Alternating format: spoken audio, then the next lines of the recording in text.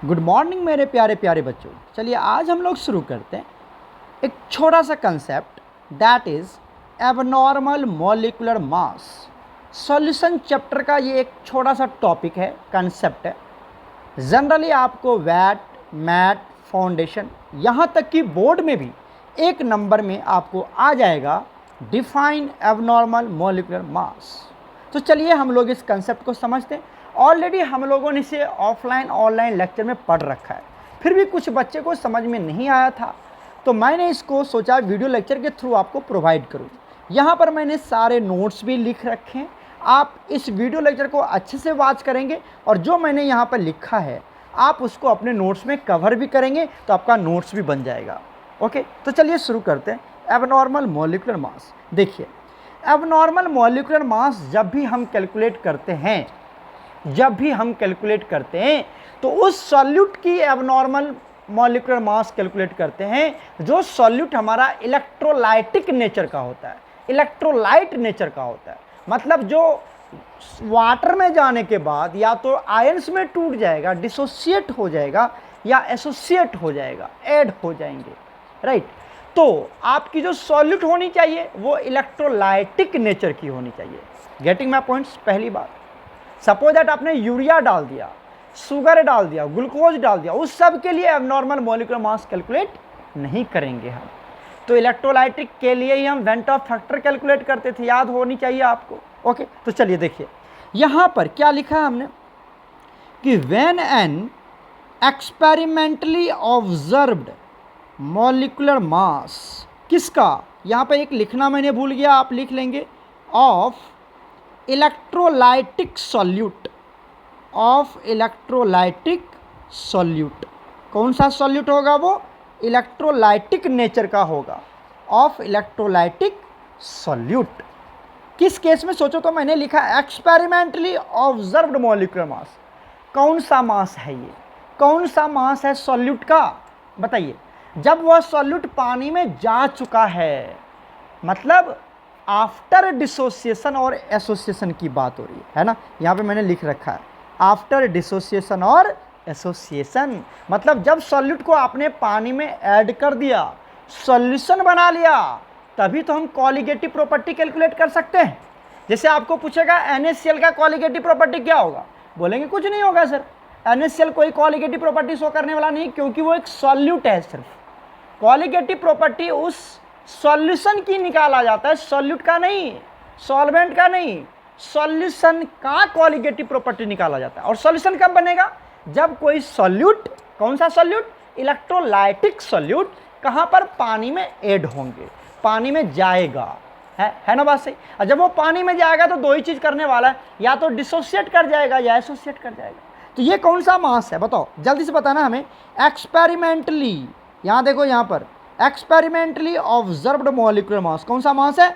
Case of dissociation और association वाला, मतलब अब वह सॉल्यूट पानी में जा चुका है। तो when an experimentally observed molecular mass of electrolytic solute calculated on the basis of colligative property, जब उसको आप कैसे कैलकुलेट करते हैं? कॉलिगेटिव प्रॉपर्टी के बेसिस पर कैलकुलेट करते हैं। श्योर है, जब वो सॉल्यूट कहाँ जा चुका है? वाटर में ऐड हो चुका है, अब वो उस सॉल्यूशन बन चुका है, वो है, अब हम उसकी कॉलिगेटिव प्रॉपर्टी कैलकुलेट करेंगे। अब उसकी मास कैलकुलेट कीजिए। किसकी मास? अरे जब वह सॉल्यूट पानी में चला गया तब उस सॉल्यूट की मास कैलकुलेट करो, तो उसको बोलते हैं experimentally observed molecular mass. Comes different, क्या आएगा आपको? अलग अलग आएगा। फ्रॉम द, किससे अलग अलग आएगा? नॉर्मल केमिकल फॉर्मूला मास, नॉर्मल केमिकल फॉर्मूला मास से अलग अलग आएगा। Getting my points? और ये नॉर्मल केमिकल फॉर्मूला मास कब है बताइए, कौन सा होगा? ये तो आपको पता चल गया, एक्सपेरिमेंटली ऑब्जर्व कैलकुलेट मास कौन सा है? आफ्टर डिसोसिएशन और एसोसिएशन। नॉर्मल केमिकल फॉर्मूला मास कौन सा है? तो ये मास है in case of before dissociation और एसोसिएशन, जब वो पानी में गया और नहीं गया, उसकी मास की बात कर रहे हैं। तो वो दोनों मास क्या आएगा? अलग अलग आएगा। मतलब जब आप एक सॉल्यूट को पानी में ऐड कर दिया, बन गया सॉल्यूशन, अब कॉलिगेटिव प्रॉपर्टी के बेसिस पर उसकी मास कैलकुलेट कर लें आप। और जब वो पानी में नहीं था, उससे पहले था, उसकी मास कुछ और होगी, तो दोनों का मास अलग अलग आता है। लेकिन यूरिया में अलग अलग नहीं आएगा, क्योंकि यूरिया डिसोसिएट और एसोसिएट नहीं होता है। शुगर में नहीं आएगा, ग्लूकोज में नहीं आएगा। Getting my points. That observed molecular mass, जो आपने देखा कि अलग अलग आ रहा है, यह वह ऑब्जर्व्ड मतलब एक्सपेरिमेंटली ऑब्जर्व्ड मॉलिक्यूलर मास जो आपको आया, उस ऑब्जर्व्ड मॉलिक्यूलर मास को हम क्या बोलते हैं? एबनॉर्मल मॉलिक्यूलर मास बोलते हैं। ये जो अलग अलग मासेस आ रहे हैं, कब आ रहा है अलग अलग मास? पहले थोड़ी आएगा जी, जब वो पानी में जाएगा तब ना आपको अलग मास दिखेगा, तब ना आपको अलग अलग मास दिखेंगे। पानी में जब चला जाएगा तब आपको अलग अलग मास दिखेंगे। पानी से पहले जब वो सिर्फ सॉल्यूट था, सॉल्यूट क्या था? एक सॉल्यूट था। जब वो वाटर में नहीं था उस समय तो उसकी मास फिक्स है, उसकी मास में कोई चेंजिंग नहीं आएगा। लेकिन जब वो वाटर में ऐड कर देंगे, सॉल्यूशन बना देंगे, अब उसकी मास या तो इंक्रीज हो जाएगी या तो डिक्रीज हो जाएगी। किससे? जब वो पानी में नहीं था उस मास से। तो वह उस तरह के जो मास ऑब्जर्व करने को आपको देखने को मिला, उस मास को क्या बोलते हैं? ऑब्जर्व्ड या एबनॉर्मल मॉलिक्यूलर मास बोलते हैं। क्लियर है? तो आप ऐसे लिख लेंगे, बिल्कुल ऐसे। अब दैट ऑब्जर्व्ड मॉलिक्यूलर मास, जो आपने देखा कि पानी में जाने के बाद या तो उसकी मास कम हो जाएगी या तो उसकी मास ज़्यादा हो जाएगी। अब ऐसा जो मास हुआ, ये क्यों हुआ? ठीक है, तो वह मास में भी क्या हो सकता है? लेस हो सकता है, में भी ग्रेटर हो सकता है than that of normal chemical formula mass. समझ? नॉर्मल केमिकल फॉर्मूला मास कौन सा है? बताओ, नॉर्मल केमिकल फॉर्मूला मास कौन सा है? जब वो पानी में नहीं था, उस मास से या तो वो ज़्यादा होगा। सपोज दैट आपने 10 केजी क्या ले लिया? NaCl ले लिया, 10 केजी NaCl ले लिया, या 10 केजी आपने क्या ले लिया, या 1 मोल आपने NaOH ले लिया। 1 मोल NaOH का मास कितना होगा? 40 ग्राम। मैं आपको बताता हूँ, अभी समझो। अब बात आती है, तो बात समझ में आ गया कि सर जब वो पानी में जाएगा ना, उसका मास या तो कम हो जाएगा या तो ज़्यादा हो जाएगा। किससे? किससे ज़्यादा हो जाएगा? सर जो पहले हमने लिया था NaOH, जब वो पानी में नहीं था, उस मास से, है ना। चलिए अब देखते हैं reason for abnormal molecular mass. मतलब मॉलिक्यूलर मास, जगह नहीं था तो मैंने इस तरह से लिखा। क्या हो सकता है उसका रीजन? तो उसका पहला रीजन है बच्चे, उसका पहला रीजन है, या तो क्या हो सकता है? एसोसिएशन। क्या हो सकता है वहाँ पर? Association of solute, association of solute. और दूसरा रीजन क्या हो सकता है बताइए? Dissociation of solute, dissociation of solute, है ना। सॉल्यूट क्या कर जाएगा? या तो एसोसिएट कर जाएगा या डिसोसिएट कर जाएगा। और ये कौन सा सॉल्यूट है, बता पाएंगे आप? कौन सा सॉल्यूट है? सर ये हमारा है इलेक्ट्रोलाइटिक सॉल्यूट, इलेक्ट्रोलाइटिक सॉल्यूट है। मतलब वाटर में जाने के बाद या तो वो क्या करेगा? डिसोसिएट करेगा, या तो वह एसोसिएट कर जाएगा। समझ में आ रही है हमारी बात? तो इस तरह के सॉल्यूट हैं, वो इलेक्ट्रोलाइट वाला सॉल्यूट है। मतलब ये सॉल्यूट, ये जो सॉल्यूट है वो शुगर, बताओ, शुगर नहीं है, ग्लूकोज, ग्लूकोज नहीं है, उसके बाद यूरिया, बताइए, यूरिया नहीं है, बाकी सब है। Getting my points? तो इस तरह के सॉल्यूट या तो एसोसिएट कर देंगे या डिसोसिएट कर देंगे। अब एक एग्जाम्पल के थ्रू मैं समझाता हूँ। मान लीजिए हम ले लेते हैं केस फर्स्ट, केस फर्स्ट क्या ले लेंगे हम, बताइए? एसोसिएशन का। किसका केस ले लेंगे आप? एसोसिएशन का केस ले लीजिए। मैं एक केस समझाता हूँ, एक नंबर का डिफाइन करने आता है, आप डिफाइन कर देंगे, ये रीजन लिख देंगे, इस तरह से लिख देंगे, आराम से एक नंबर मिलेगा, कोई प्रॉब्लम नहीं है। देखिए हमने यहाँ पर केस फर्स्ट ले लिया और यहाँ पे ले लिया CH3COOH, ठीक है। अब आपको पता है, अब आपको पता है कि जब आप इसको किस में डालेंगे, इसको आपने डालने किस में? बेंजीन में। किस में डालेंगे? बेंजीन में डालेंगे। तो क्या हो जाएगा ये बताइए? तो क्या हो जाएगा?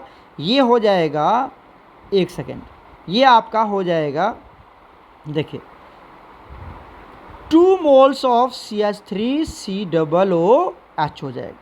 ये जुड़ जाता है हाइड्रोजन बॉन्डिंग की तरह। और किसका केस बना ये पता है आपको? किसका केस बना?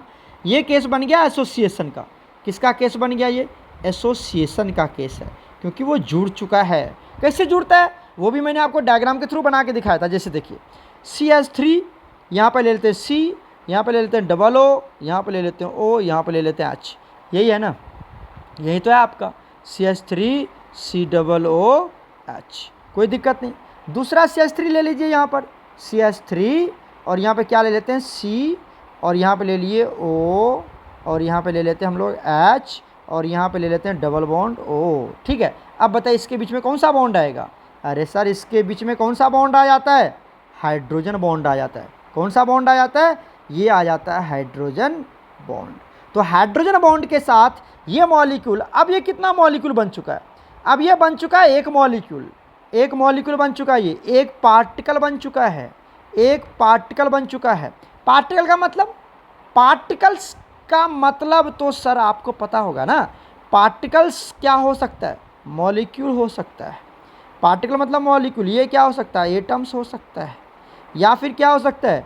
आयंस हो सकता है, कुछ भी हो सकता है। एटम्स, मॉलिक्यूल, आयंस को ही पार्टिकल बोलते हैं। अच्छा बताइए, अब अगर मैं इसको बैलेंस करूं, इसको मैं बैलेंस करूं, यहाँ पे 2 है, यहाँ पे क्या लगा देंगे? 2 लगा देंगे।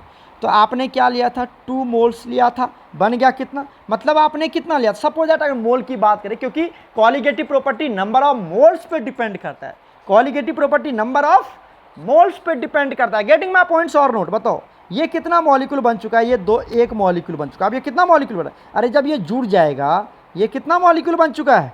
एक मॉलिक्यूल बन चुका है।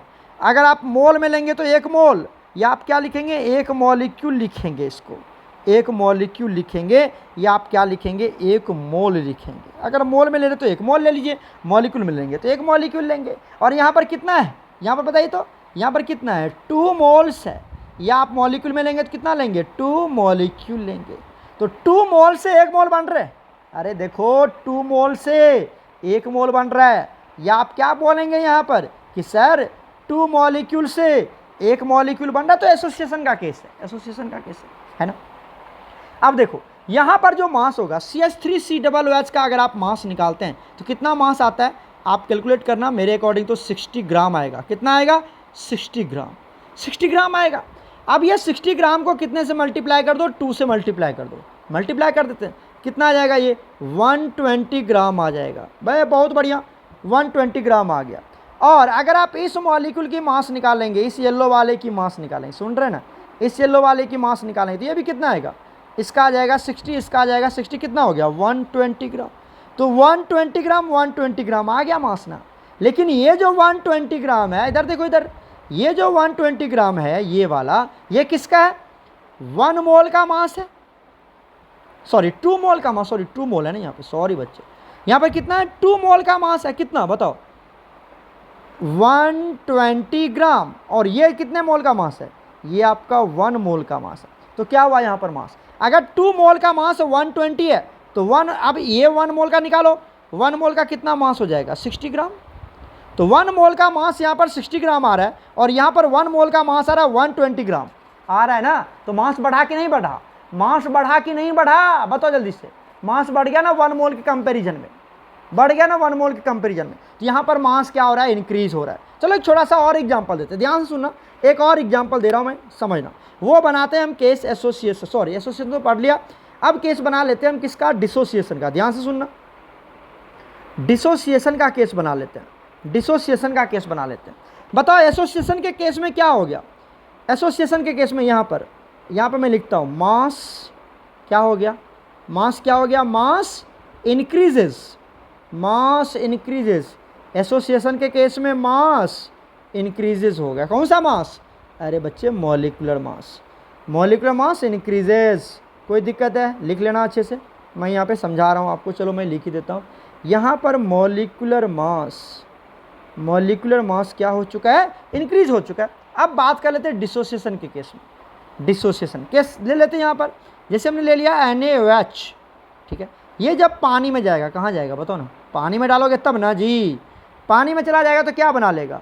Na+OH-। एम आई राइट और नोट? बताओ NaOH, ये कितना? कुछ नहीं है तो यहाँ पर 1 है, यहाँ पर कितना हो गया? 1, यहाँ पर भी हो गया 1, बीच में प्लस का साइन। कोई दिक्कत तो नहीं है? ये तो पता ही है आपको, 1 मोल Na+, 1 मोल OH-। कोई दिक्कत तो नहीं। मास बताओ, इसका मास कितना होता है? इसका मास होता है, ये कितना है? चलो पहले लिखता हूँ 1 मोल। और ये कितना बन गया? अरे इधर देखो ना, ये 1 मोल, ये 1 मोल, कितना मोल बन गया? 2 मोल्स। अच्छा 2 मोल, ये क्या था? 1 मोल मॉलिक्यूल, ये 1 मोल मॉलिक्यूल्स, और ये क्या? 2 मोल आयंस। अब मॉलिक्यूल और आयंस को किस में रखते हैं हम लोग? अरे मॉलिक्यूल और आयंस को किस में रखते हैं? पार्टिकल में। तो क्या मैं इसको सिंपली लिखूं क्या लिखूं इसको मैं सिंपली क्या लिखूं बताओ, ये क्या है 1 मोल पार्टिकल, ये क्या है 1 मोल पार्टिकल्स, ये 1 मोल पार्टिकल्स, और ये कितना है 2 मोल्स पार्टिकल्स। कोई दिक्कत है बताओ जल्दी से, 2 मोल्स पार्टिकल, ये 1 मोल पार्टिकल और ये 2 मोल पार्टिकल, कोई दिक्कत तो नहीं होनी चाहिए। अब आ जाओ इसका मास बताओ, इसका मास निकालो, इसका मास निकाल लेते कितना होता है, ये पर 40 ग्राम आएगा, आप चेक कर लेना 40 ग्राम। इसका मास बताओ, इसका मास बताओ, इसका मास, अरे सर इसका भी मास तो 40 आएगा ना, सोडियम का मास 23 प्लस ऑक्सीजन का 16 प्लस 1 कितना आ गया 40 ग्राम ही आया। लेकिन अब ये 40 ग्राम किसका मास है, ये 40 ग्राम किसका मास है 2 मोल का मास है, और ये 40 ग्राम किसका मोल है जल्दी बताओ 1 मोल का मास है। ये 1 मोल का मास 40 और ये 2 मोल का मास 40, तो बता दीजिए यहाँ से 1 मोल का मास कितना हो गया, यहाँ से निकालें 1 मोल का मास। अरे समझ रहे हो, समझ रहे हो कि नहीं समझ रहे हो, ध्यान से देखो इसका केस देख रहे हैं हम, इस केस में तो यहाँ पर 1 मोल का मास कितना हो गया, 1 मोल मास बताइए कितना हो जाएगा, ये 20 ग्राम हो जाएगा ना 20 ग्राम, और यहाँ पर 1 मोल का मास 40 ग्राम, यहाँ पर 20 ग्राम, क्या मास कम हुआ, मास कम हुआ, मास कम हुआ 1 मोल के केस में, 1 मोल के केस में देख रहे हैं। तो मास क्या हो जाता है डिसोसिएशन के केस में, मास क्या हो जाता है, कौन सा मास, मॉलिक्यूलर मास, मॉलिक्यूलर मास क्या हो रहा है डिक्रीजेस, मॉलिक्यूलर मास डिक्रीजेस। अच्छा जब मॉलिक्यूलर मास डिक्रीज हुआ तो नंबर ऑफ मोल्स क्या हुआ ये बताओ, नंबर ऑफ मोल्स क्या हुआ, यहाँ पर 1 मोल था और यहाँ पर 2 मोल्स, तो मोल्स तो बढ़ गए, number of moles, number of moles बताओ जल्दी से, नंबर ऑफ मोल्स क्या हो रहा है, नंबर ऑफ मोल्स इंक्रीज कर रहा है और मोलर मास क्या कर रहा है डिक्रीज कर रहा है। यहाँ तक पता चला, कुछ पता चला ये बताओ जल्दी से, कुछ पता चला, ये हमने लिख दिया। यहाँ पर आ जाओ इस केस में थोड़ा सा बात कर लेते हैं, नंबर ऑफ मोल्स यहाँ पर कितना मोल था, यहाँ पर 2 मोल्स, अरे इधर देखो 2 मोल्स, यहाँ पर कितना बने 1 मोल्स बने ना, 1 मोल्स, एक ही मोल तो बना नहीं, यहाँ पर 1 मोल बना, तो यहाँ पर मोल क्या हो रहा है, मॉलिक्यूलर मास इंक्रीज कर रहा है, मोल क्या हो रहा है, number of moles, number of moles क्या हो रहा है बच्चे डिक्रीज हो रहा है, नंबर ऑफ मोल्स डिक्रीज हो रहा है, कोई दिक्कत नहीं है। अब बताइए, अब बताइए हमें डिसोसिएशन के केस की बात करते हैं, अगर मैं इसकी बात करूं, अगर इसकी बात करूं तो बताइए कॉलिगेटिव प्रॉपर्टी, कॉलिगेटिव प्रॉपर्टी किस पे डिपेंड करता है, कॉलिगेटिव प्रॉपर्टी किस पे डिपेंड करेगा जल्दी बताइए, कॉलिगेटिव प्रॉपर्टी किस पे डिपेंड करता है, नंबर ऑफ मोल्स पे डिपेंड करता है ना, तो colligative property is directly proportional to number of moles, number of moles किसके of particles, number of moles of particles of solute होता है ना कॉलिगेटिव प्रॉपर्टी, जितना ज़्यादा मोल्स उतना ज़्यादा कॉलिगेटिव प्रॉपर्टी, जितना ज़्यादा मोल्स उतना ज़्यादा कॉलिगेटिव प्रॉपर्टी, बात सही है ना, जितना ज़्यादा मोल्स उतना ज़्यादा कॉलिगेटिव प्रॉपर्टी।